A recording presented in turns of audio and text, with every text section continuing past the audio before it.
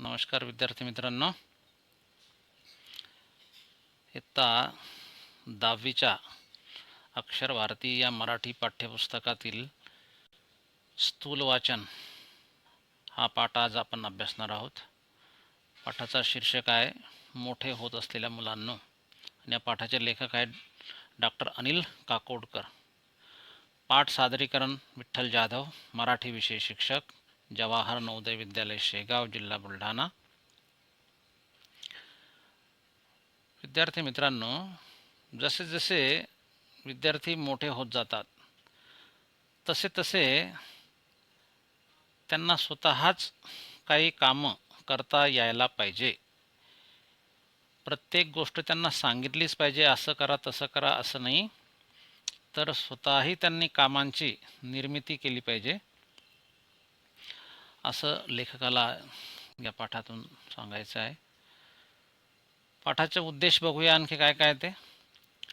जसं की मुलांना स्वतःची कामे स्वतः करता यावी,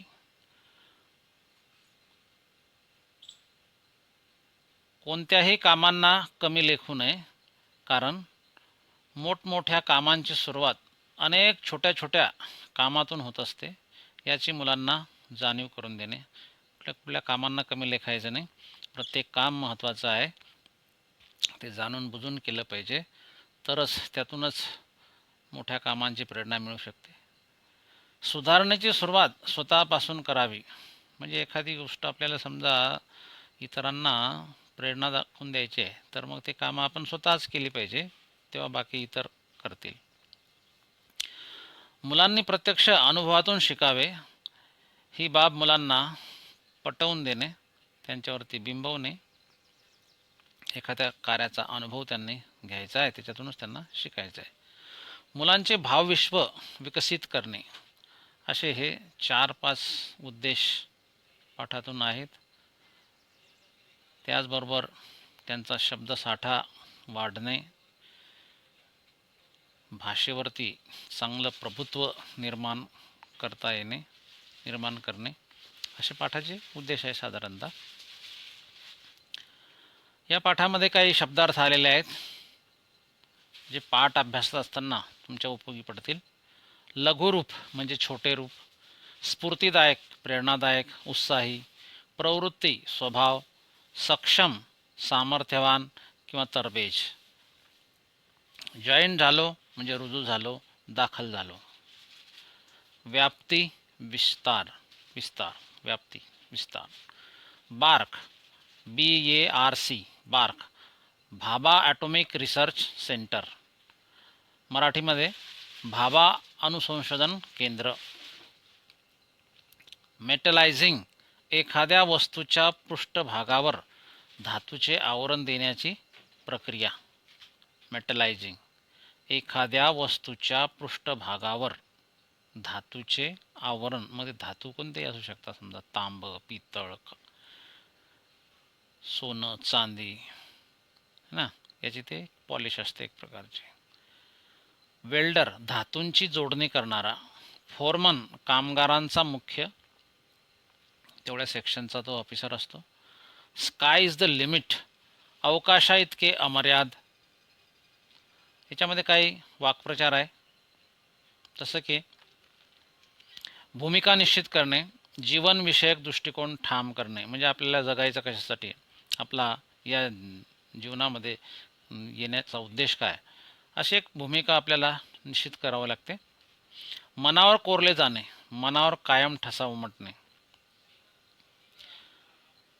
एखाद्या गोष्टी आपल्या मनावर कोरल्या जातात, जसं की रूढी परंपरांच्या. धडा शिकणे, शिकवण मिळणे, एखाद्या गोष्टीतून आपण धडा शिकतो म्हणजे शिकायला मिळतं आपल्याला काहीतरी चांगली गोष्ट. हे होते या पाठातले काही शब्दार्थ. आता आपण वळूया पाठाकडे. स्थूल वाचन. मोठे होत असलेल्या मुलांना पत्र लिहिलेलं आहे लेखकाने.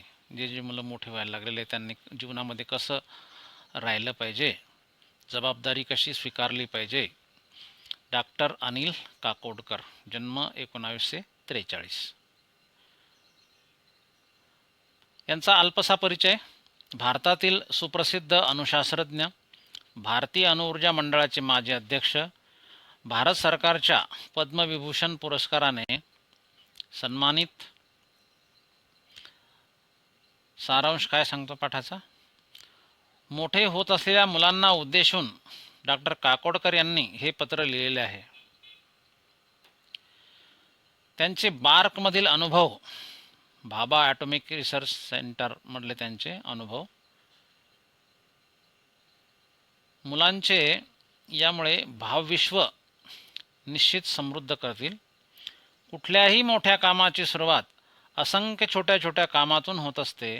म्हणून कोणतेही काम कमी दर्जाचे न मानता ते करायची सवय ठेवली तर मोठी कामे करताना अडचणी येत नाहीत, असा संदेश ते या पाठात देतात.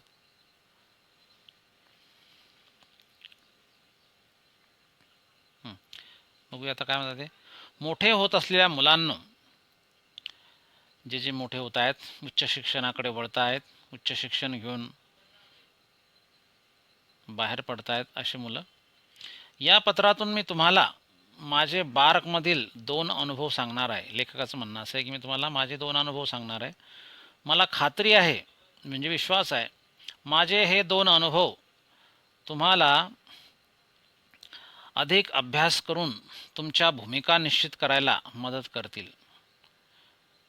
तर मुलांनो, आधी मी माझे 2 अनुभव सांगतो. हे दोनही अनुभव मी कॉलेज संपवून बार्कमध्ये ट्रेनिंग स्कूलला गेलो.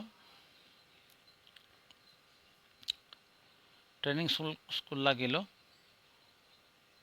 तेव्हाचे आहेत. अरे हो, बार्क म्हणजे काय असा प्रश्न तुम्हाला पडला असेल. सांगतो. बार्क हे भाभा ॲटॉमिक रिसर्च सेंटर म्हणजे भाभा अणुसंशोधन केंद्र या नावाचे लघुरूप आहे. होमी भाभा यांनी भारतातील अणुसंशोधनाचा पाया घातला, म्हणून त्यांचे नाव या संस्थेला दिले आहे. तर बार्क ही संस्था आता प्रचंड मोठी आहे. पण मी तिथे ट्रेनिंग स्कूलला गेलो तेव्हा ती संस्था सुरू होऊन जेमतेम 7 वर्ष झाली होती. आम्ही जवळपास 100 मुले होतो. मी ट्रेनिंग स्कूलला असताना होमी भाभा 3-4 वेळा आले होते. प्रचंड स्फूर्तिदायक व्यक्तिमत्व होतं ते. एकदा आम्ही त्यांना विचारलं, आम्ही इतकी मुलं आहोत, पण सर्वांना पुरेल इतकं काम कुठे आहे इथे? ते म्हणाले, तुम्ही काळजी का करता? तुम्ही सर्वजण संशोधन करत राहा. त्यासाठी सरकारला खर्च किती येतो याचा आत्ता विचार करू नका. मात्र एक करा, तुम्ही स्वतःच काम निर्माण करा. आपण काय काम करायचं हे तुम्ही स्वतःच ठरवा. बॉसने सांगितलं तेवढंच काम करायचं आणि सांगितलं नसेल तर आपल्याला कामच नाही असं समजायचं, ही चूक आहे. म्हणजे जेवढं सांगितलं तेवढंच नाही करायचं, तर आपण स्वतःसुद्धा आपल्या सत्सत विवेक बुद्धीने कामाची आपण निवड करायची आणि ते केलं पाहिजे. ही म्हणजे बॉसने सांगितलं एवढंच काम करायचं, ही प्रवृत्ती गेली पाहिजे. भाभांनी सांगितलेला हा मुद्दा माझ्या मनावर कोरला गेला, म्हणजे ठसला गेला, दीर्घकाळापर्यंत लक्षात राहिला. मुलांनो, स्वानुभवाने सांगतो, एकदा हे लक्षात आलं ना, स्वानुभवाने म्हणजे स्वतःच्या अनुभवाने, तर sky is the limit. Sky is the limit काय बघितला होता आपण अर्थ? स्काय इज द लिमिटचा म्हणजे अवकाशा इतके अमर्याद. स्काय इज द लिमिट, अवकाशा इतके अमर्याद.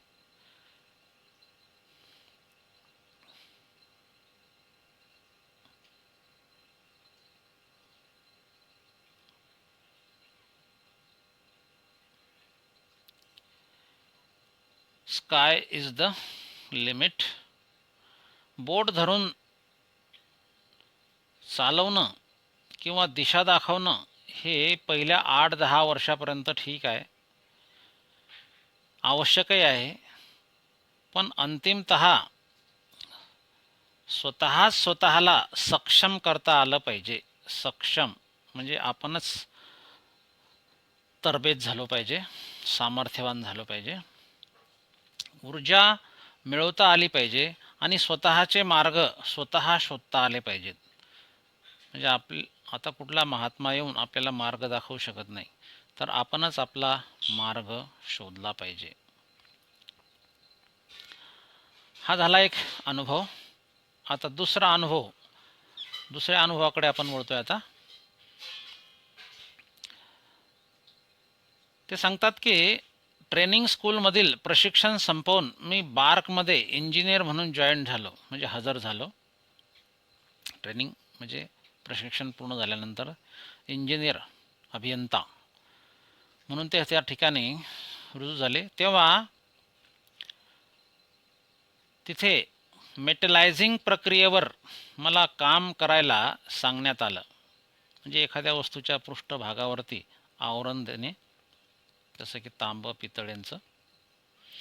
आमच्याकडे त्यासाठी यंत्रसामुग्री होती, पण कोणीही ती वापरली नव्हती. म्हणून मी म्हणालो, मी यावर काम करतो, पण यासाठी मला एक वेल्डर व एक फोरमन यांची गरज आहे. तेव्हा मला सांगण्यात आले, तुला आता काहीच मदत मिळणार नाही, तुला स्वतःच सर्व करावं लागेल. वरिष्ठांची आज्ञा म्हणून मी सुरुवात केली आणि बरीच धडपड करून ते काम पूर्ण केलं. मग त्यांनी त्या कार्यक्रमाची व्याप्ती वाढवली, म्हणजे विस्तार वाढवला. हे करूया, ते करूया असं बरंच काय काय म्हणाले आणि मग विचारलं, आता सांग तुला काय पाहिजे. तुला वेल्डर मिळेल, म्हणजे जोडारी, जोडणारा. फोरमन मिळेल, म्हणजे एखादा त्या विभागाचा प्रमुख, कामगारांचा प्रमुख, तोही मिळेल. आणखी जे हवे असेल ते सर्व मिळेल. यावर मी म्हणालो, आता मला काहीच नको, मी स्वतः सर्व करीन. तेव्हा ते म्हणाले, काम सुरू करण्याआधीच लोक काय काय मागण्या करतात आणि या वृत्तीमुळे आतापर्यंत ते काम झालेलं नव्हतं. म्हणून आम्ही तुला वेल्डर व फोरमन द्यायला नाही म्हणालो होतो. मात्र आता तुझ्या हाताखाली पाहिजे तेवढे लोक घे. आता ते तुझं ऐकतील, कारण त्यांनी पाहिलं तू हे करू शकतोस. आणि आता हेही लक्षात घे की एकटा माणूस जास्त काम करू शकत नाही. थोडक्यात काय, तर तुम्ही करू शकता हे आधी दाखवा, मग इतरांना सांगा. म्हणजे नुसतंच आपण भाषण दिलं तर कोणी ऐकणार नाही, पण ती कृती जर आपण केलेली असेल तर तेच कृतीसुद्धा इतर करतात. आपल्याला येत नसताना दुसऱ्यांना काम सांगणे योग्य नाही. हा धडा त्या दुसऱ्या अनुभवातून मी शिकलो. धडा शिकणे म्हणजे एखाद्या गोष्टीचं ज्ञान मिळणे, अनुभव घेणे. तर मुलांनो, जवळपास 50 वर्षापूर्वीचे हे 2 अनुभव मला आजही खूप महत्त्वाचे वाटतात. यातील आशय तुम्ही आताच नीट समजून घेतला, आशय म्हणजे अर्थ नीट समजून घेतला तर मोठे होण्याच्या प्रक्रियेत तुम्हाला त्याचा फायदाच होईल, याची मला खात्री आहे, म्हणजे विश्वास आहे. म्हणजे आपण एखादी कार्य करण्या अगोदरच काही वस्तूंच्या मागण्या करत असतो. ह्या मागण्या आपण थोड्याशा नंतर करायच्या आहे. पहिल्यांदा तर आपण ते काम करून दाखवायचं इतरांना, तरच इतर करतील, असा संदेश मोठे होत असलेल्या मुलांनो या पाठातून आपल्याला मिळतोय. स्थूल वाचन.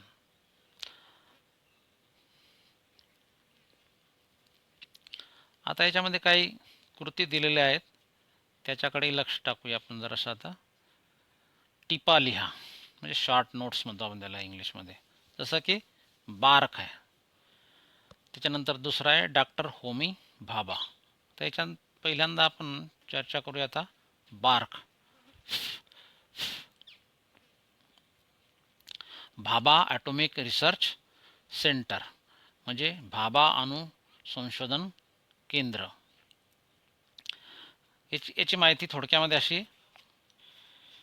भाभा ॲटॉमिक रिसर्च सेंटरचे हे लघुरूप आहे. बार्कला मराठीत भाभा अणुसंशोधन केंद्र असे म्हणतात. डॉक्टर होमी भाभा हे भारतातील थोर अणुशास्त्रज्ञ होते. त्यांनी भारतामध्ये अणुसंशोधनाचा पाया घातला. भारताच्या अणुसंशोधनाचे होमी भाभा हे प्रमुख होते, म्हणजे त्याच्यामध्ये त्यांचा सिंहाचा वाटा आहे तसा. म्हणून त्यांचे नाव अणुसंशोधन केंद्राला दिले गेले आहे. बार्क ही संस्था प्रचंड मोठी व नावाजलेली आहे. ही संस्था अणुऊर्जेसंबंधित संशोधनाचे महत्त्वपूर्ण कार्य आज तागायत निष्ठेने करीत आहेत. निष्ठेने एकरूप होऊन आज तागायत आतापर्यंत ही संस्था ही संशोधनाचं कार्य करीत आहे, अणुसंशोधनाचं कार्य करीत आहे. बार्क विस्तृत रूप लक्षात ठेवा, Bhabha atomic research centre, Bhabha अणुसंशोधन केंद्र. दुसरी टीप याच्यातली डॉक्टर होमी भाभा यांच्याबद्दल आहे.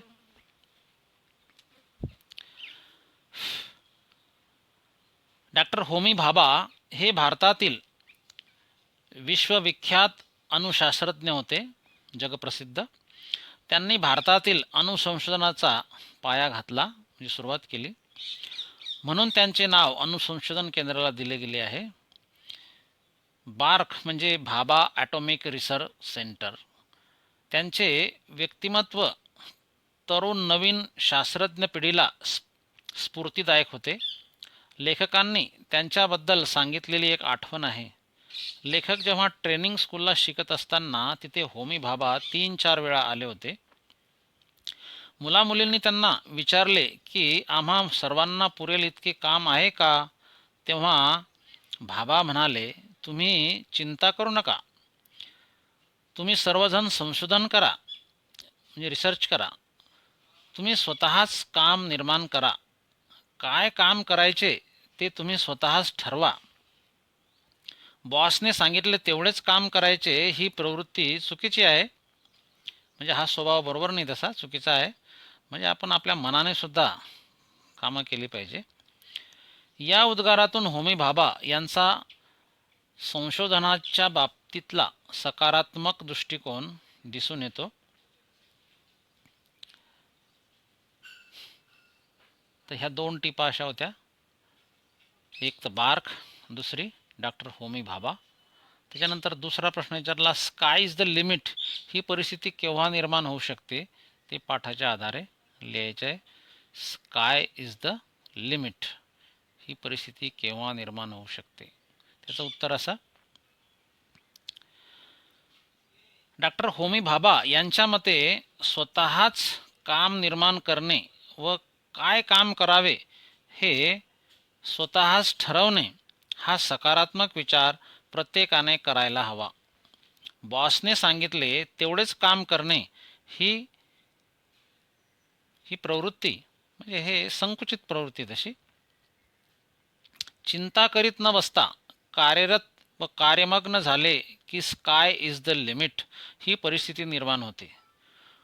कोणीतरी बोट धरून चालवेल, मार्ग दाखवेल, ही स्थिती आरंभिक ठीक आहे, म्हणजे सुरुवातीला ठीक आहे लहान असताना, परंतु शेवटी स्वतःचे मार्ग स्वतः शोधणे, ऊर्जा मिळवणे व या कार्यात सक्षम होणे, म्हणजे समर्थ होणे हे ध्येय असावे. याला स्काय इज द लिमिट असे म्हटले आहे. स्काय इज द लिमिट असे म्हटलेले आहे यालाच. दुसरं, मेटलायझिंग प्रक्रियेवर काम न होण्याची कारणे कोणती असावी असे तुम्हाला वाटते? कोणती कारणं असली पाहिजे की मेटलायझिंग प्रक्रियेवर काम न होण्याची कोणती कारणं असली पाहिजे असं वाटतं. तिसरा प्रश्न आहे,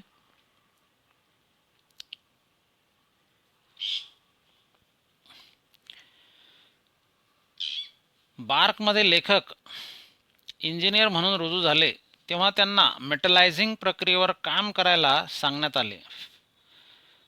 त्या प्रसंगातून आपल्याला मेटलायझिंग प्रक्रियेवर काम न होण्याची कारणे कळतात. तिथे सगळी यंत्रसामुग्री असली तरी कोणी वापरत नाही. इंजिनियरला वेल्डर व फोरमनची आवश्यकता असते, परंतु कुणाचीही मदत न घेता इंजिनियरने आधी सर्व कामे करायला हवीत. त्याला पहिल्यांदा सगळी कामं करता आली पाहिजे. स्वतः सगळी कामे इंजिनियरला आली तर मग त्याला इतर माणसे हाताखाली मिळतील व ते आनंदाने काम करतील. आपल्याला येत नसताना दुसऱ्याला काम सांगणे योग्य नाही. प्रथम आधी काम करायचे, मग इतरांना सांगायचे. हे घडत नसल्यामुळे मेटलायझिंग प्रक्रियेवर काम होत नाही. त्याच्यानंतर आता आपण चौथ्या प्रश्नाकडे वळूया. काय सांगतो चौथा प्रश्न?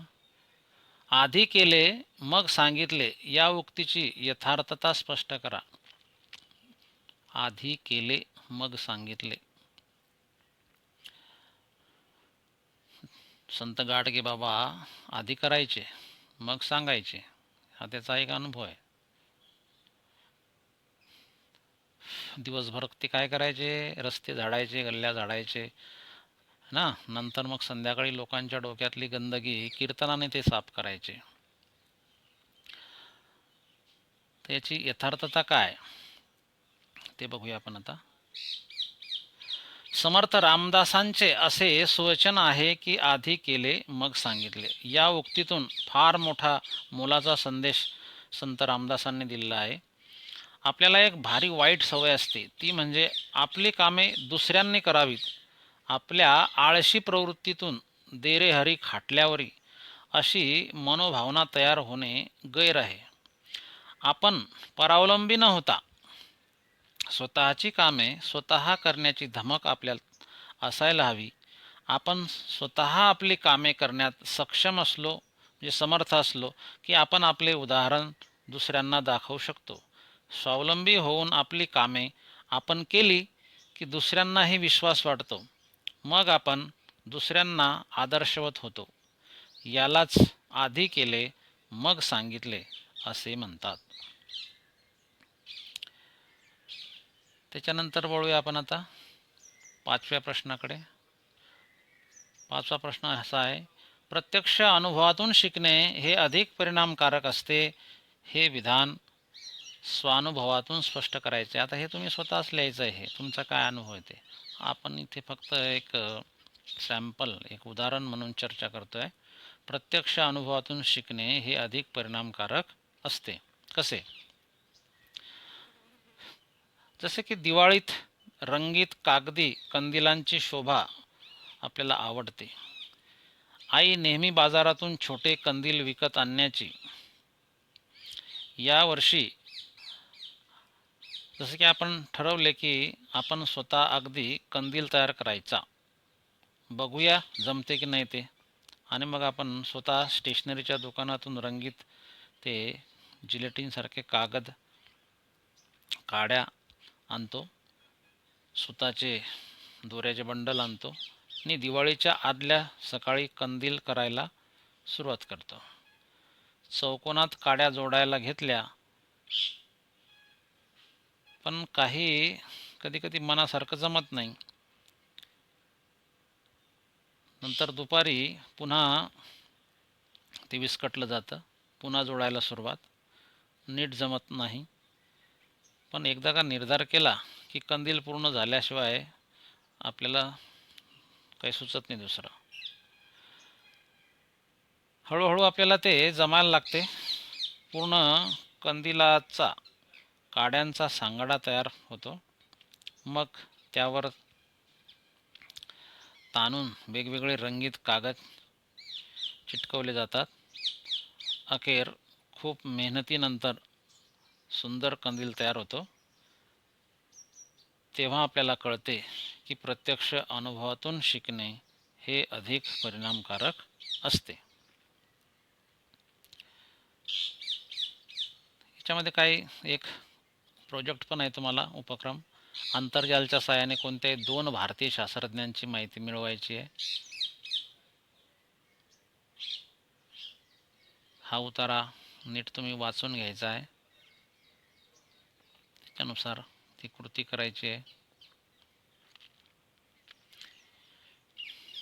विजेसारखे चमकणे, सूर्यासारखे प्रकाशने,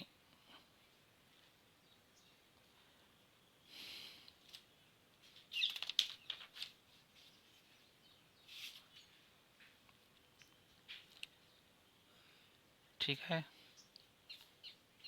प्रोजेक्ट आंतरजालच्या साहाय्याने कोणत्याही 2 शास्त्रज्ञांची माहिती मिळवायची आहे, म्हणजे माहिती लिहायची आहे तुम्हाला. डॉक्टर APJ अब्दुल कलामची माहिती लिहू शकता. त्याच्यानंतर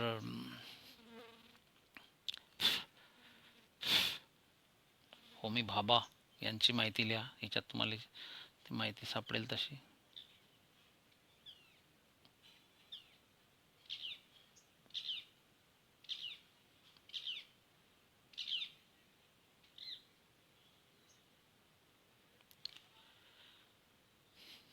धन्यवाद.